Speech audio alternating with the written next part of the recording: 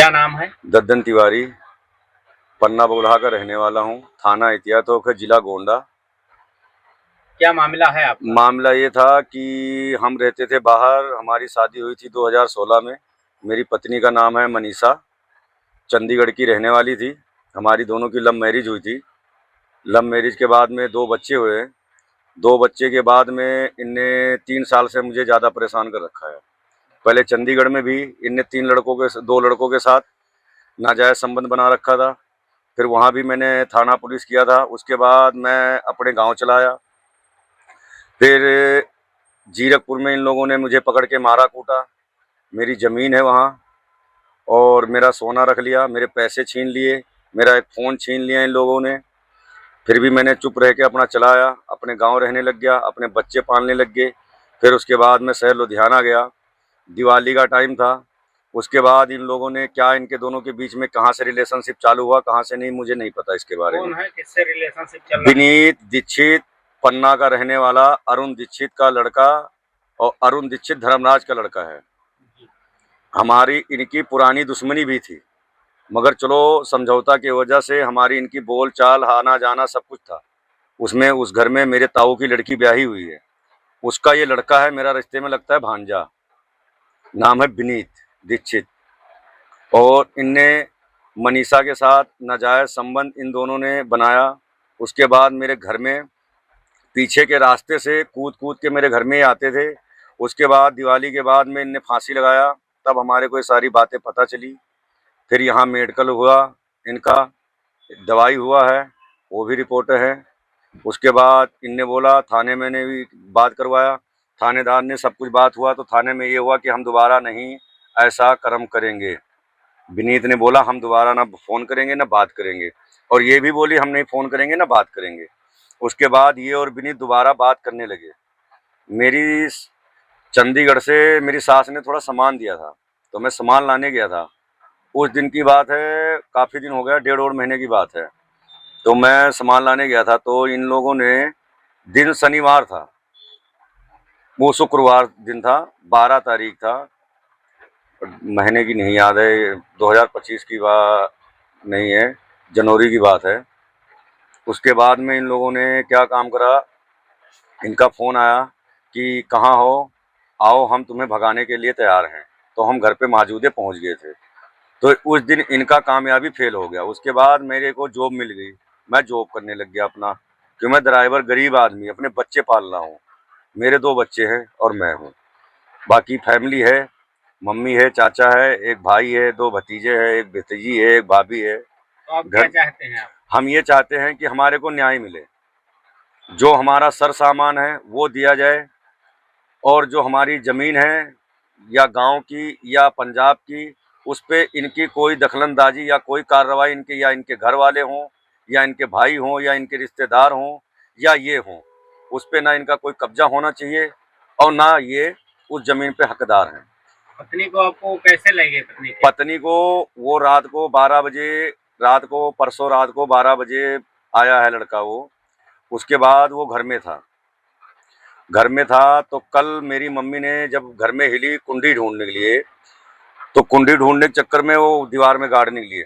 तो उसके चक्कर में मेरी मम्मी ने देखा, तो मेरी मम्मी को इन लोगों ने गला दबा के मारने की कोशिश करी। तो मेरी मम्मी ने आंगन में होके चिल्लाया। तो मेरी जब पूरी फैमिली आई तो दरवाज़ा बंद कर दिया गया। फिर 112 पे कॉल गया, मैंने कॉल किया, मेरे पास जब फ़ोन आया घर से, तो 112 जब पुलिस गई है, गांव वाले वहां थे, 112 पुलिस गई है, तब ये रंगे हाथ वहां पकड़े गए। मेरे घर के अंदर विनीत और मनीषा 2 बच्चों को छोड़ के और मुझे छोड़ के चली गई है। जो मनीषा के पास मेरा सर सामान है और मेरा पैसा कौड़ी है वो दिया जाए। मेरी इतनी गुजारिश है कि मैं गरीब आदमी। पुलिस वालों ने क्या कहा आपसे? पुलिस वालों ने हमारे से कुछ नहीं कहा, पुलिस वालों ने फैसला सुनाया। वो दोनों जने राजीव अंदा से गए हैं। पुलिस वालों ने क्या उनको क्या फैसला सुनाया? कैसे उनको भेज दिया? आपसे कोई पुलिस सलाह मशवरा नहीं नहीं, किया? हमारे से सलाह मशवरा ये लिया गया कि तुम्हें कोई नाराजगी तो नहीं है। मैं कहा मुझे कोई नाराजगी नहीं, कि जो जाना चाहती हैं वो ले जाना चाहते हैं, ठीक है, मेरी जनानी है, जब वो छोड़ के, जब वो मेरी नहीं बनी तो किसकी बनेगी, उसके बारे में मुझे कुछ नहीं कहना। जहाँ भी जाएं हमसे कोई मतलब नहीं है, ना उनसे मेरा कोई वास्ता है। गवर्नमेंट ने काम बढ़िया करा है, सब कुछ सही करवाया है, किसी चीज़ का वो नहीं हुआ है। वो सरकारी बस में बैठ के पुलिस वालों ने उनको खुद भेजा है। पुलिस वालों ने सरकारी हाँ, में बस में बैठाया। बैठाया थाने के सामने सरकारी बस में रोडवेज पे दोनों जन को बैठाया। वो दोनों जने कहाँ गए कहाँ नहीं गए उसके बारे में मुझे नहीं पता। कल को खुदा ना खास्ता इन लोगों ने क्या करें क्या ना करें तो हमारे फैमिली के ऊपर कोई आंच नहीं आनी चाहिए। और मेरे को धमकी दी जाती है कि ये लोग कत्ल मांग रहे हैं। विनीत के दादाजी ने, धर्मराज दीक्षित ने ये बोला है कि ये घर में खून मांग रहे हैं, हमारे को मारने को धमकी दी गई है। यही धमकी 18 साल पहले दी गई थी, तब मेरे बाप को मारा गया था और यही धमकी अब मुझे दी जा रही है। मेरे से इतना गुजारिश है कि गवर्नमेंट से अपील की जाए कि हमारे लिए सहायता खड़ी हो और इनके लिए जो इनको सजा देना है दे, या जहां मर्जी रहें, मुझे कोई मतलब नहीं है इनसे और ना मेरे को कुछ इनको कहना है। जो मेरे घर के फोटो इन लोगों ने खींचा है अपने घर, मेरे घर के अंदर, वो स्टोरी ना डालें और मेरे घर की जो भी तस्वीरें वो डिलीट कर दें।